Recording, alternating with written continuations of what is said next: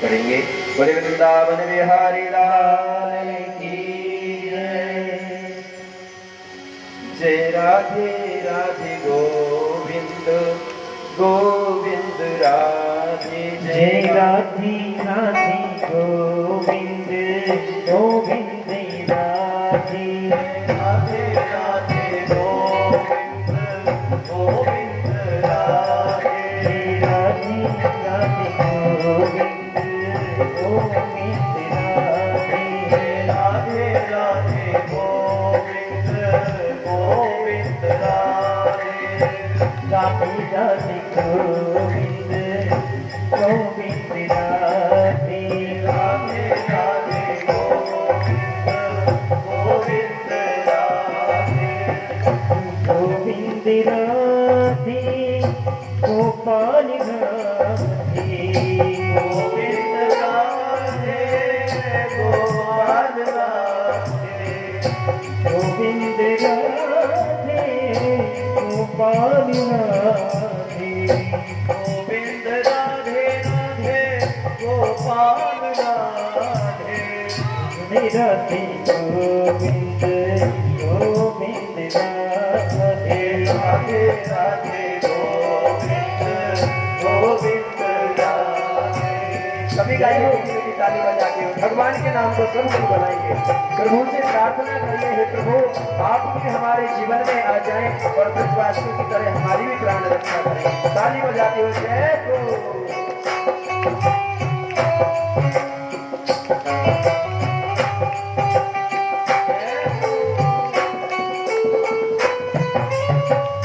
गोविंद राधे गोपाल राधे गोविंद राधे गोपाल राधे गोविंद राधे गोपाल राधे गोविंद राधे गोपाल राधे गोविंद राधे गोपाल राधे गोविंद राधे गोपाल राधे राधे राधे गोविंद गोविंद राधे राधे राधे गोविंद गोविंद राधे राधे राधे गोविंद गोविंद राधे गोविंद राधे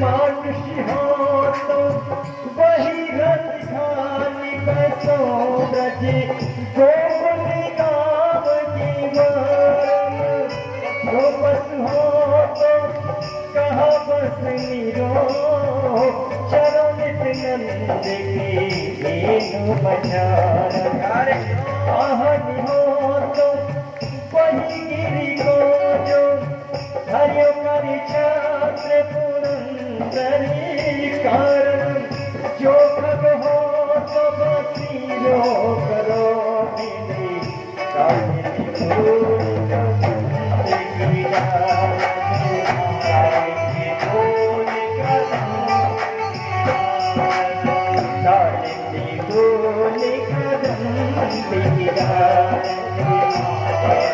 फूल राधे राधे गोविंद गोविंद राधे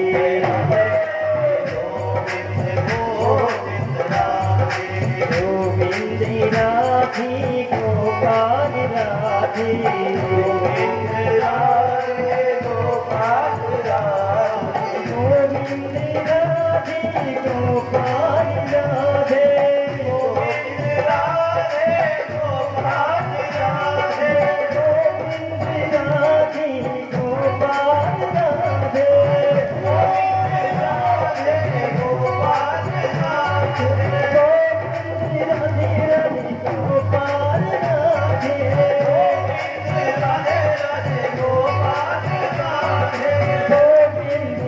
राधे राधे गोपाल राधे गोविंद राधे राधे गोपाल राधे गोविंद राधे राधे गोपाल राधे राधे राधे गोपाल दोनों हाथ ऊपर उठाइए, हाथ के साथ। श्री हरि राधे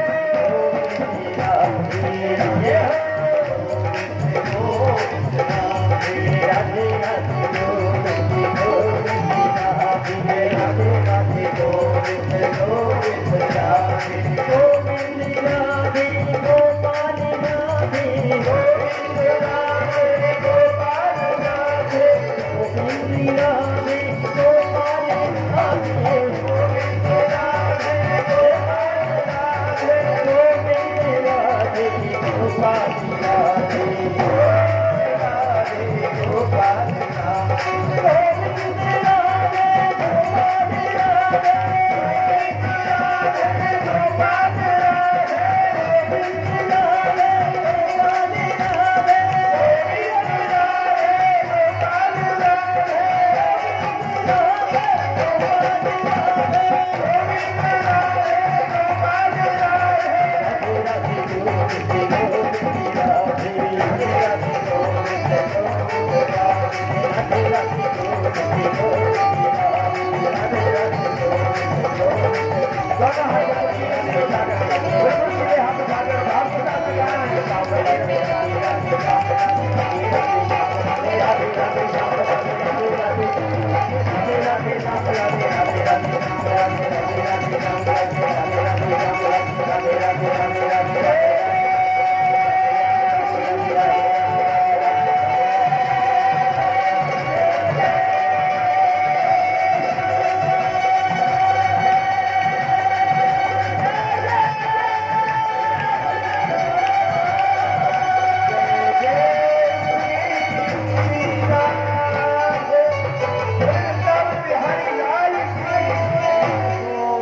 एक बार भैया के लिए ताली बजाएं। बहुत बहुत धन्यवाद। प्रभु की भक्ति में मग्न हो जाना, ये भक्ति का पहला लक्षण है। कौन क्या कर रहा है उसकी ओर ध्यान नहीं देना, हमें क्या आनंद आ रहा है उसकी तरफ ध्यान देना। क्योंकि देहे नासमान से है। भगवान ने बड़ी सुंदर काया दी, लेकिन कब इसको छीन ले इसका भी पता नहीं। किसी संत ने बड़ी सुंदर पंक्तियां लिखी हैं। जा शरीर माही तू अनेक सुख मान रहे हो, ताही तू विचार कर या में कौन बात भली। जा शरीर माही तू अनेक सुख मान रहे हो, ताही में विचार कर कौन बात भली है। मद मज्जा मांस रग रग में रक्त भरियो, पेटहु पठारी जामे ठोर ठोर मली। देह के अंदर क्या है? मद मज्जा मांस रक्त रक्त, यही तो सब शरीर के अंदर भरा हुआ है। पेट भरने के लिए और पीठ धोने के लिए समान बना करके रखती है। हाडन सो भरियो मुख हाडन के नैन नाक, हाथ पाम सो सब हाडन की नली है। हड्डी होती ना शरीर में, उसके लिए कवि ने लिखा है कि हाडन सो भरियो मुख हाडन के नैन नाक, और हाथ पाम सब हाडन की नली है। सुंदर कहत मई देख जिन भूले को, भीतर श्रृंगार भरो ऊपर तो कली है। बड़ी सुंदर व्यंग बाण दिया है यहाँ संत ने कि तुम जो बाहर से श्रृंगार करते हो ना, वो तो दिखावटी है। जैसे मकान को कितना भी सुंदर बनाओ, अंदर चाहे कचरा भरा रहे, लेकिन बाहर से अच्छा पेंट कर दो तो देखने वाला यही कहेगा कि भैया मकान बहुत सुंदर है। लेकिन अंदर क्या कचरा भरा है उसे कोई देखने नहीं चाहता। गोरे गोरे रंग को गुमान कहा, बाबरी रंग तो पतंग रंग छीनने उड़ जाएगो। कहत मलूक दास जीवन की कौन आस, मरने के बाद हाड मांस को भी कूकरा ही खाएगो। कुछ काम आने वाला नहीं है सभी। इसलिए ताली बजाने में कंजूसी मत किया करो, तो बोलना पड़ेगा राधे। अच्छा, आपको ताली बजाना आता है? बजा के बताओ कैसे आता है। गलत बात। अच्छा ये बताओ, अपने जीवन में आप पुण्य कमाना चाहते हो या पाप कमाना चाहते हो? अपने जीवन में आप पुण्य कमाना चाहते हो या पाप कमाना चाहते हो? पुण्य कमाना चाहते हो, पाप किसी को नहीं चाहिए। अगर पुण्य कमाना चाहते हो तो पहले ताली बजाना सीखो, बोलना पड़ेगा राधे राधे। अच्छा आपको ताली बजाना बताते हैं, पहले आगे से ध्यान करके बजाना। आप ताली बजा रहे हो ऐसे, ऐसे ही बजा रहे हो ना?